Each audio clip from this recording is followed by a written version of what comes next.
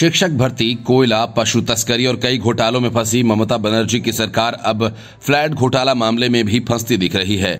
TMC सांसद और Bangla films की अभिनेत्री नुसरत जहां इस ठगी मामले में घिर गई हैं। नुसरत जहां पर फ्लैट देने के नाम पर करोड़ों के फ्रॉड का आरोप लगा है। बीजेपी नेता शंकुदेव पांडा ने फ्लैट देने के नाम पर करोड़ों रुपए की ठगी के आरोप की शिकायत प्रवर्तन निदेशालय में दर्ज कराई है।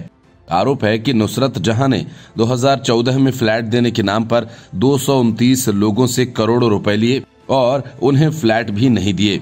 इस आरोप के तहत कोर्ट में केस और एफआईआर भी दर्ज की गई है। इस आरोप को लेकर टीएमसी और बीजेपी आमने सामने हैं। टीएमसी ने बीजेपी के आरोप को खारिज कर दिया। सहकारी समितियों को फ्लैट देने के नाम पर एक सरकारी बैंक के कर्मचारियों से पैसे निकालकर धोखाधड़ी का आरोप लगा है। नुसरत जहां उस संगठन के निदेशकों में से एक है जिनके खिलाफ शिकायत दर्ज की गई है।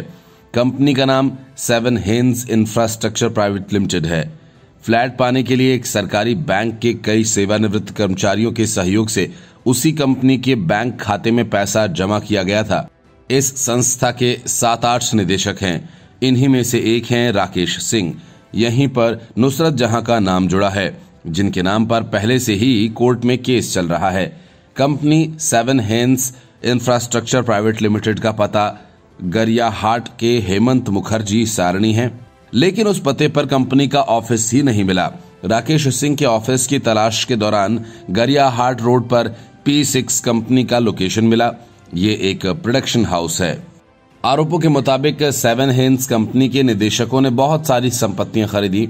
उन्होंने इसे बेचकर अपने नाम पर संपत्ति खरीद ली। हालांकि नुसरत जहां के वकीलों का दावा है, नुसरत जहां ने खुद पाम एवेन्यू पर 1,98 लाख में एक फ्लैट खरीदा था।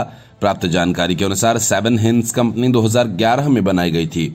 इसे मूल रूप से एक इंफ्रास्ट्रक्चर कंपनी के रूप में बनाया गया था। नुसरत जहां 2014 में निदेशकों में से एक के रूप में कंपनी में शामिल हुई।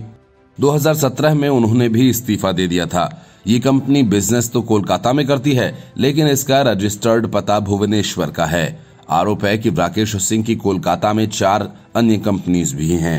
राकेश सिंह ने उन 4 कंपनीज का इस्तेमाल कर धोखाधड़ी का जाल बिछाया था। उस स्टेट बैंक के कर्मचारियों को गरियाहाट इलाके में फ्लैट देने का प्रस्ताव दिया गया था। इसी आधार पर सेवानिवृत्त बैंक कर्मचारियों ने 5.5 लाख रुपए दिए थे। एक सहकारी समिति बनाकर पैसा जमा किया गया, लेकिन जब पूरी प्रक्रिया में देरी होने लगी तो कुछ बैंक कर्मचारियों ने मामले की जानकारी लेना शुरू कर दिया। तब उन्हें बताया गया कि गरियाहाट में उस साइज की जमीन उपलब्ध नहीं है। हिडको में जमीन दी जाएगी, इससे फ्लैट का साइज भी बढ़ जाएगा। 2 कमरे के फ्लैट के बजाय 3 कमरे के फ्लैट का वादा किया गया, लेकिन इतने सालों में भी उन्हें एक फ्लैट नहीं मिला। बीजेपी नेता शंकुदेव पांडा ने कहा कि जिन 500 लोगों से उसने पैसे लूटे, उनमें से कम 100 की मौत हो गई। अधिकांश सेवानिवृत्त कर्मचारी हैं और उन्हें न्याय कब मिलेगा? मैं इसे वरिष्ठ नागरिकों को सौंपूंगा। उनका दावा है कि किसी भी मामले की एक प्रक्रिया होती है। वे सबसे पहले गरियाहाट थाना गए, पुलिस ने केस नहीं लिया। फिर अलीपुर कोर्ट में केस दायर किया। कोर्ट ने एफआईआर दर्ज करने को कहा। एफआईआर दर्ज की गई और पुलिस रिपोर्ट सौंपी गई। अलीपुर कोर्ट में 2 बार समन जारी किया गया। नुसरत नहीं गई। उन्होंने आरोप लगाया कि पुलिस ने नुसरत को सुरक्षा दी है। हालांकि तृणमूल कांग्रेस बीजेपी के आरोप को महत्व नहीं देना चाहती। Report news of India.